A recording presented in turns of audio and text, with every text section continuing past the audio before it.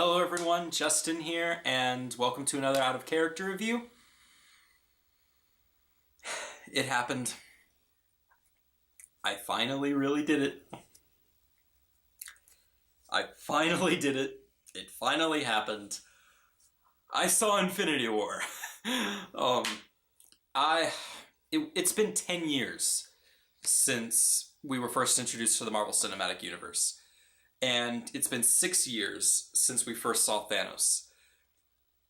And so for years and years, we've known this was coming. We've known that it's all been leading to this. It's all been building up to this. And so here we are, 18, 19 movies later, 10 years later. It's all been building up to this. Avengers Infinity War. How is it? Well, it's really hard to talk about this film without getting into spoilers. This is a film that begs to be spoiled. It's really hard to say anything about it without spoiling. So instead of deciding whether or not this is going to be a spoiler review or not, I just decided to have a non-spoiler section and a spoiler section. So the first bit of this movie is going to be no spoilers, and then I'm going to move into spoilers. And I will give you a good warning before I start getting into spoilers, so that way you don't find out anything you don't want to find out about before you see it. And please, I'm begging you, do not watch the spoiler section of this video before you see the movie. You're going to ruin the whole experience for you. You really will. Because literally, there's a major spoiler in like the first scene of the movie. Like every single thing in this movie is a spoiler pretty much. So the non-spoiler section is going to be like really vague. But yeah, I was so excited for this movie, as a lot of people were. I mean, even though it's technically not Infinity War Parts 1 and 2 anymore, the Russo brothers have still made it very clear that this movie and Avengers 4 are still kind of a two-part story that are acting as like this big finale for the story arc that they've been building up all this time. And it's really hard to judge this movie as its own thing when it really is just the first half of a larger story and the first half of a finale to a larger story. So it really is just one tiny piece of a big story. But okay, first of all, non-spoiler section. My non-spoiler thoughts on the movie are, it's really good. It's really, really good. I really enjoyed it. One thing I have to say is the pacing is really, really, really good. The runtime is between 2.5 hours and 2 hours 40 minutes. I saw the movie and I still have no idea how long it is because every freaking source on the internet gives a different. IMDb says 2 hours 29 minutes. Some movie theater websites say 2 hours 36 minutes. Some news websites are saying 2 hours 40 minutes. So every freaking source in existence gives a different runtime for the movie. But regardless of what the exact runtime is, all the estimates are within the 2 hour 29 to 2 hour 40 minute range. And while that's not really long compared to other movies, it is long for a theater trip. And I did have to go to the bathroom quite a bit by the end, but it's paced very, very well. It is paced very well. It doesn't feel 2 hours and 40 minutes long. It feels about 2 hours 15 minutes. It is paced very well and it's so entertaining that it goes by a lot faster. I was honestly hoping for a longer movie. I was hoping that they would take the risk of making it like a 3-hour movie.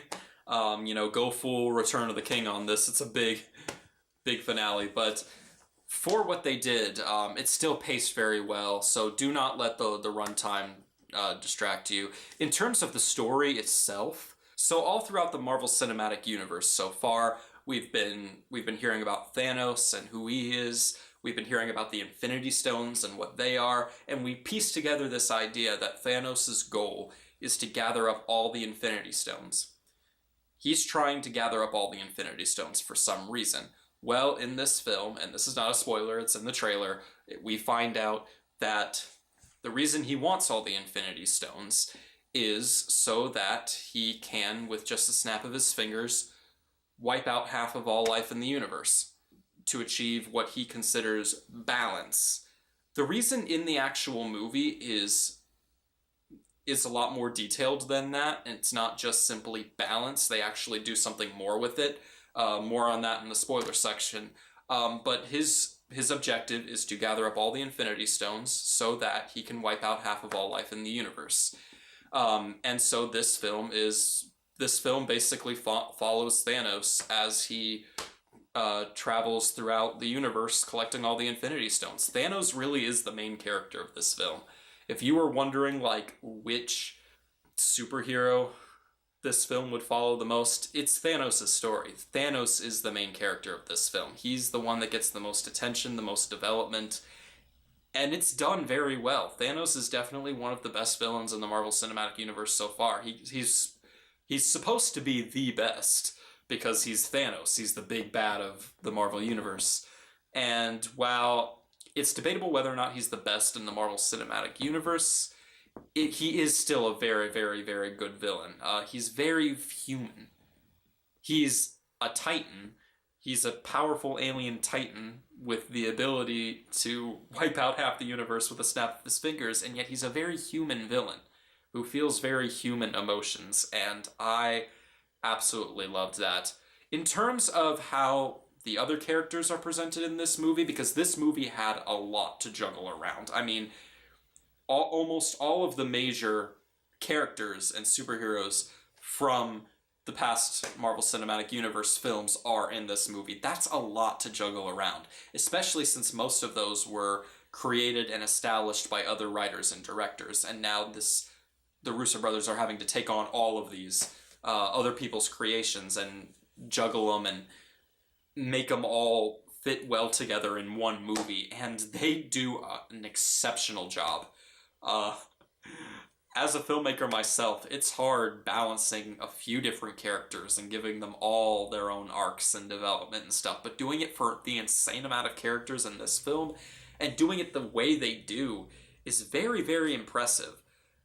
Don't expect an extremely detailed look into every single character, however. Some of the characters do come across a little flat in the movie, simply because there isn't enough time. But they don't come off nearly as flat as they could. This movie still does a very good job at making these characters. You know, they're not just cardboard cutouts, they're not just, oh look, Star-Lord, he says funny things because he's Chris Pratt, so we're going to have him say funny things. Oh look, it's Peter Parker, he makes pop culture references, so we're going to have him make pop culture references. Oh look, it's Black Widow, she is serious a lot of the time, so we're going to have her say serious things. They're not cardboard cutouts, they actually feel like they're characters. And the fact that the Russo brothers were able to take all these other characters that other people had established and balance them all so well and give them each enough focus all in one movie is very, very impressive, and I really have to give my props to that. This movie has a lot of really good atmosphere. It's my personal philosophy as a filmmaker that one of the most important things in a film is atmosphere. How does the very essence of the film make the audience feel? Because, in my opinion, if your film does not have the right atmosphere, it's going to be really hard to get across the ideas and the emotions that you're trying to get across. And so, I knew this is the big battle to save humanity, pretty much. This is the big battle to save all life in the universe. This needs to have some pretty heavy atmosphere. Some pretty heavy atmosphere that says, this is it. If we lose, we lose. You know, if we lose, this is the end. You know, there needs to be that atmosphere that says, if we lose, we're screwed. Another film that did that very well was Harry Potter and the Deathly Hallows Part 2. That movie has an incredible sense of atmosphere. You really feel like there are serious stakes in that, and this does it very well as well. It is a much more serious and darker film. It's not super dark, but it is a much darker film than most of the films in the Marvel Cinematic Universe so far. it you really feel like, holy crap, if they lose, it's over. And a lot of that, again, has to do with Thanos.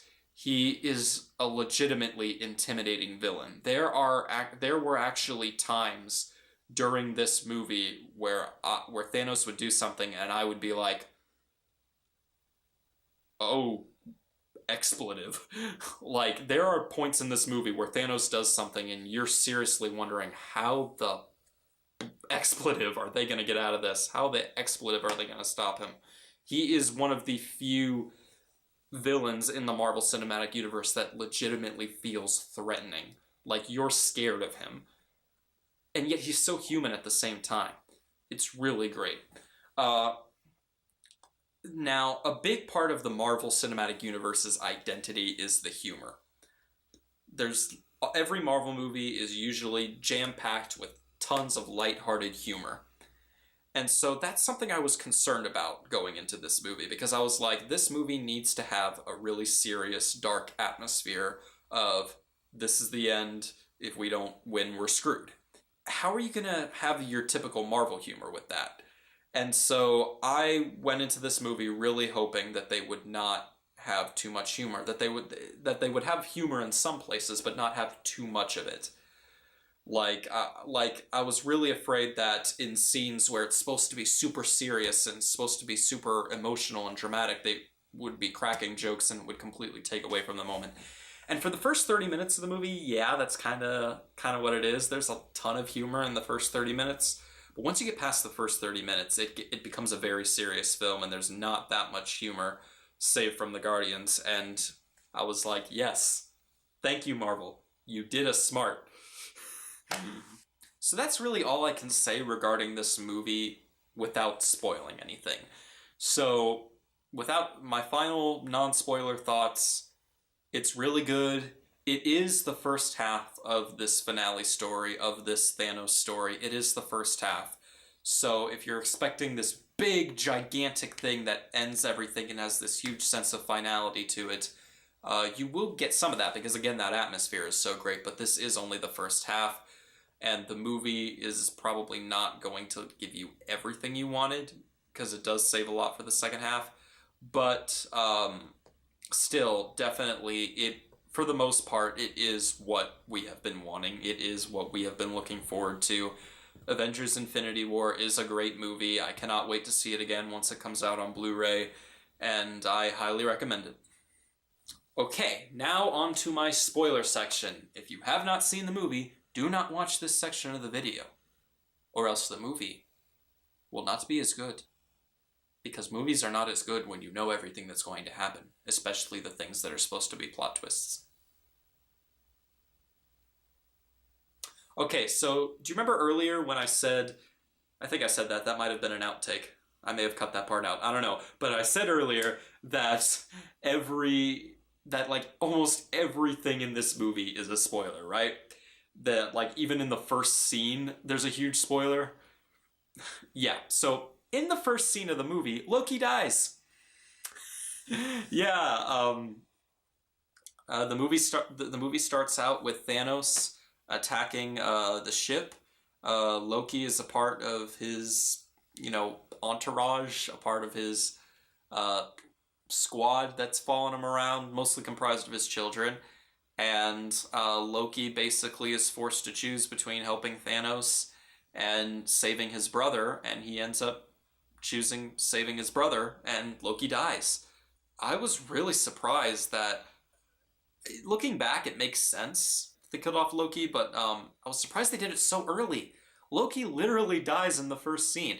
There's nothing wrong with it. In fact, it's, in the grand scheme of things, it's handled very well. And I think it was the right decision. You need to have, a major character death, like, right at the beginning to show, this ain't your typical Marvel movie. There's finality to this, Again, like I've said a million times before in this video, there needs to be that sense of, if we lose, it's over. And I think having such a major character death right at the beginning in the first scene really helps sell that in. So yes, I do think it was a good idea to have Loki killed off in the first scene, and I do think it was handled well. It was just really, really surprising. I honestly wasn't expecting them to do that. When I saw Loki in that scene, I was like, okay, he's probably going to die at some point in the movie. I just didn't expect it to be that freaking soon. But it is done very, very well. We find out that Thanos is not Gamora's biological father. This may have been revealed in one of the previous Marvel movies, but I don't think it was. We've known for ever since Guardians of the Galaxy that Gamora was one of Thanos' children. However, you know, I think I automatically assumed that, as I'm sure most people did, that she was a biological child of his, and he just probably, got friendly with a green alien as the mother, and that's why she's green and he's not. But no, we find out in this movie that he actually, basically, when he was conquering another world, he was conquering her home planet when she was a child, and he took her and saved her from being killed when he was killing half the people on her home planet, and she's kind of a forced adopted daughter, and that becomes a very big that becomes a very big part of the movie, and it's handled again very, very, very well. One thing I really was not expecting in this movie was the really strong dynamic between Gamora and Thanos. Geez, there are some serious emotional scenes between Thanos and Gamora in this movie, and it's done very well. And this, of course, leads me to the scene where Thanos kills Gamora. Gamora dies in this movie as well, and yeah, I mean, I did think it was a little, she doesn't realize, the second Red Skull, oh, by the way, Red Skull is, where the soul is keeping watch over the Soul Stone. The first Captain America movie was one of those Phase 1 movies that I didn't see. I actually didn't see most of the Phase 1 movies.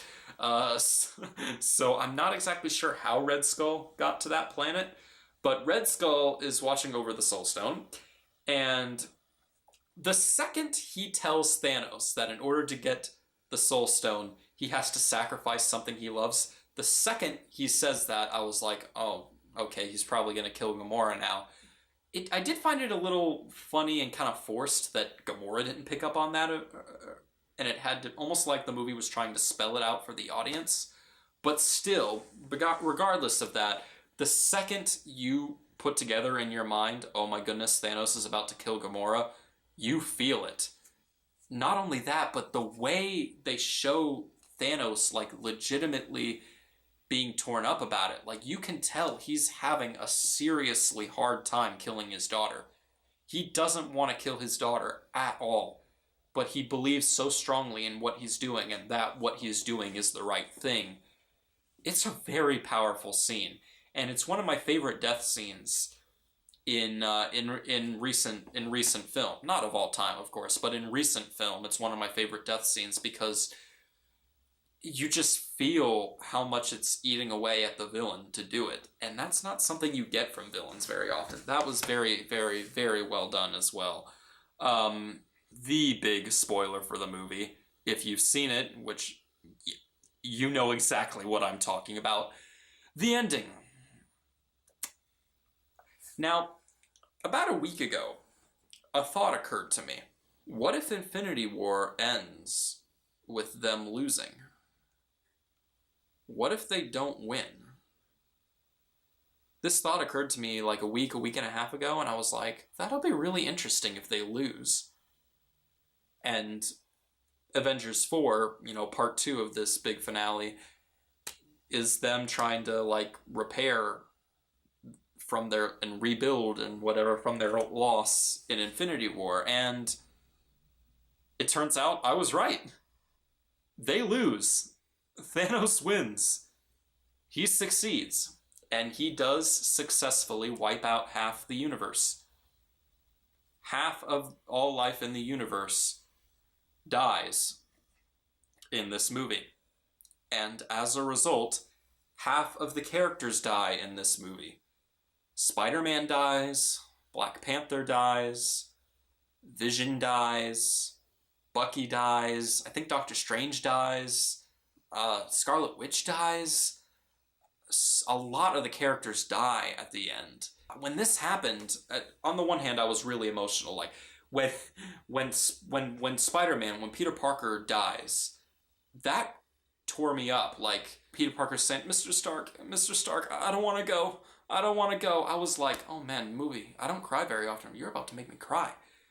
Like that. It takes a lot for a movie to make me cry, and I just don't cry very often. I'm not really a crying person, but I started to tear up when just this sound, I don't want to go, Mr. Stark, I don't want to go.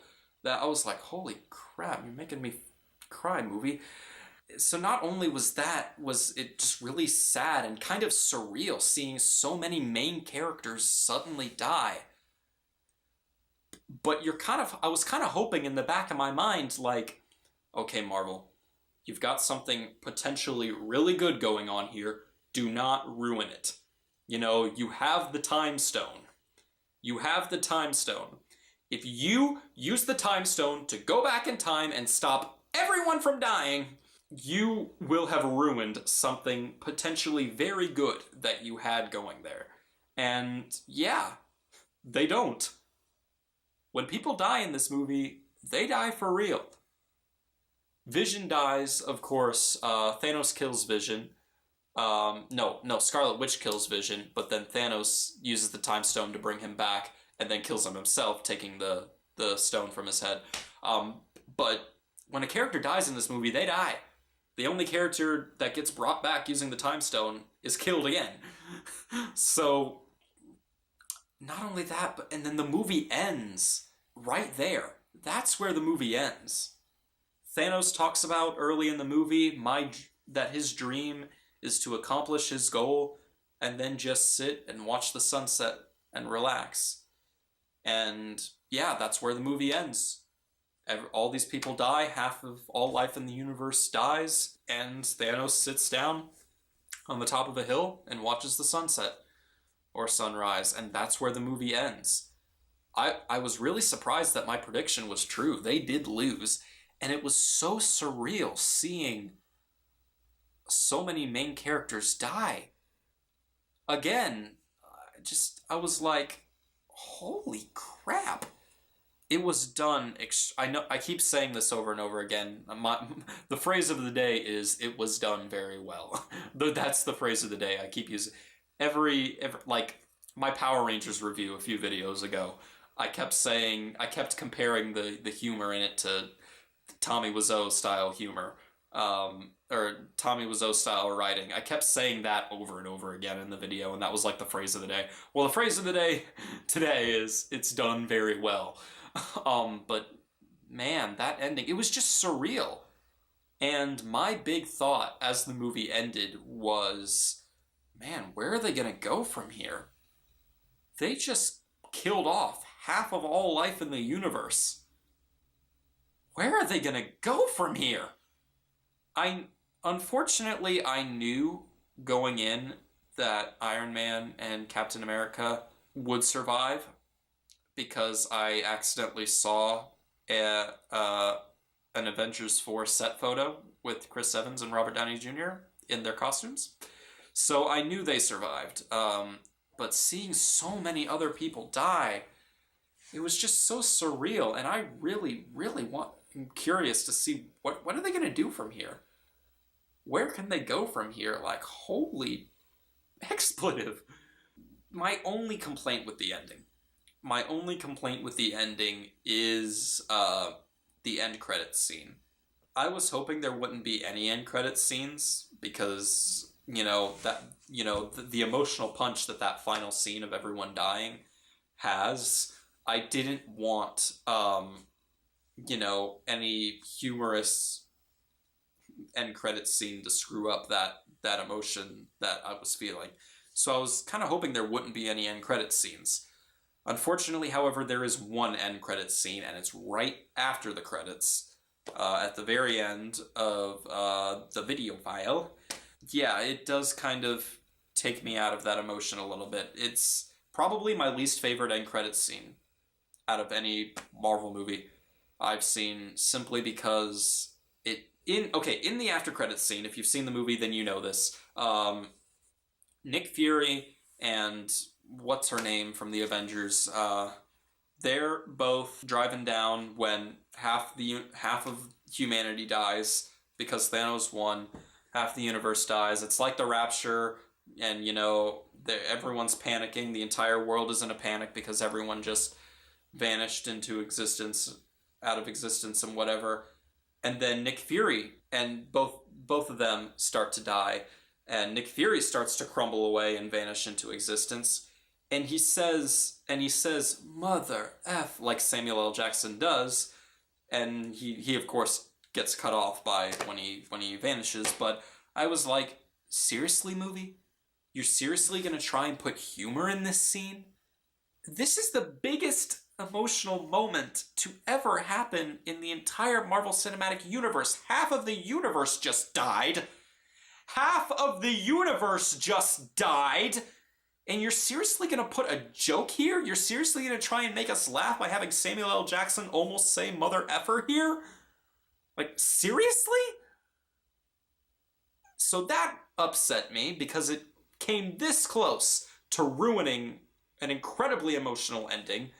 And then the, oh boy, we're excited for what's in store next reveal with Captain Marvel at the end. He was calling Captain Marvel. That almost took me out too, but not quite. So both the mother effer thing and the Captain Marvel thing, they both almost took me out of the emotions. And this is probably my least favorite end credits scene of any Marvel movie I've seen, simply because it just shouldn't have been there. Yeah, I guess they had to do something to set up Captain Marvel, but still, half of the universe just died, and you're gonna try and make us laugh? Seriously? That is the type of inappropriate humor I was really hoping this movie wouldn't have, and was impressed that it didn't have. Except for the end credits scene! So, yeah, this, obviously I have a lot more to say in the spoiler section, because just, holy crap. The different superheroes, they're not all together. There's never a point where all the superheroes and characters in this movie are in one scene together. There's never a point like that. They get split off into different groups, and each different group is doing each little different thing. Iron Man, Spider-Man, and a few of the Guardians are on Thanos' homeworld, Titan. Thor, some other of the Guardians, Captain America, Bucky, Black Panther, they're all in Wakanda doing that big battle that was in the trailer. They all get split off into different groups.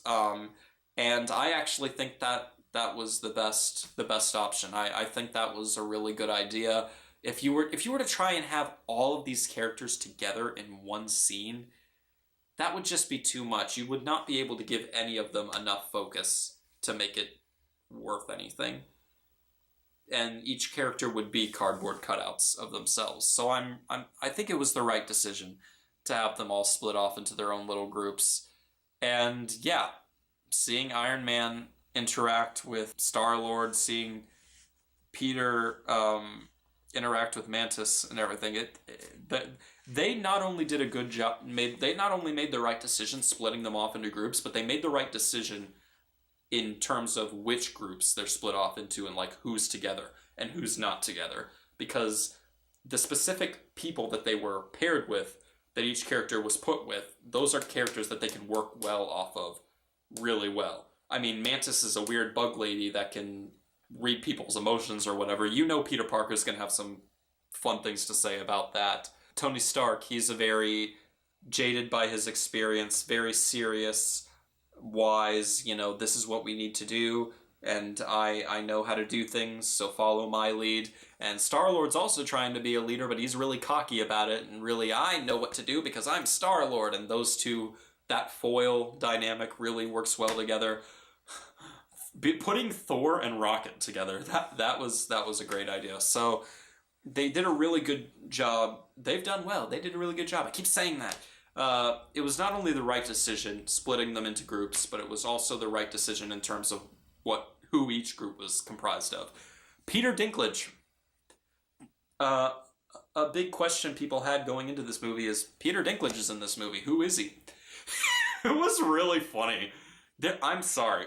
I know Peter Dinklage's character in this movie is supposed to be taken seriously, but I couldn't. Seeing Peter Dinklage CG'd into this gigantic. Oh my god, it makes me laugh just thinking about it. Peter Dinklage, who is a midget in real life. If midget is not PC, I'm sorry. I keep going. Different people say different things on whether or not the word midget is offensive or not. So if it's not PC, I apologize. But he's a midget in real life, right? And he's a midget in almost everything he stars in. They CG'd him into like a gigantic giant in this movie. And so seeing a real life little person play a giant, I know we're supposed to take that character seriously, but I couldn't. I just wanted to laugh every time I saw him. It just looks so ridiculous. It's like the only thing in the movie that is like laughably bad, in my opinion. It just looks so ridiculous, and I think that was part of the joke. I think that was part of the joke, but his character wasn't a comedic character, so why was his character even be a joke? If I was in charge of this film, if I was the director, I would not have cast Peter Dinklage. If you're trying to have a character that is if you're trying to have a giant character in a serious role, don't cast a midget / little person / whatever they prefer to be called. It's gonna look funny. It's gonna look really funny, and I just couldn't take it seriously. Peter Dinklage is a very good actor. I've seen enough Game of Thrones and stuff to. I haven't seen a lot of Game of Thrones, but I've seen enough to know he's a really good actor. So nothing against him at all, but I just don't think he was right for that part. I just couldn't take it seriously. So yeah, I think that's about it. That's all the points I was wanting to make in this video. Avengers Infinity War. It's a really good movie, a lot of surprises. If you've watched this far into the video, then you've already seen it. And I hope you agree. If you don't, that's fine. Thank you so much for watching. The 31 Days of Stargate videos, I'm still working on them. However, don't expect to see another one for about 2 weeks. I may upload another one in that time, but don't really expect to see another 31 Days of Stargate video for a while. I'm right in the middle of my last days of pre-production for a short film I'm doing, and then I'm going to shoot the short film, which is going to take a few days, and then I have one of my best friends coming to visit me here for a week. So I've got a lot of stuff coming up, and I don't really think I'll have time to continue working on the 31 Days of Stargate videos for that amount of time, even though they are so quick to make. And then I have to get deep into post-production for my short film, which is going to take about a month or so. So I really have no idea when the next 31 Days of Stargate video is going to be. I really don't. But just keep an eye out for them. I like that format because I don't have to film anything. I just have to record my voice and put stuff over it. But I also prefer doing, more elaborate stuff. Even if it is just me improvising in front of the camera, I do prefer to film stuff. But it's an interesting new format that I like to try out. And I'm rambling here. But yeah, so if you don't see another 31 Days of Stargate video for a while, sorry, life, busy, but you should start seeing them again in about 2 weeks or so. Once my friend's visit is over, once I finished shooting my short film, all that stuff. Until then, bye. Oh no, wait, that's not how I usually do things. I usually get close to the camera. I usually like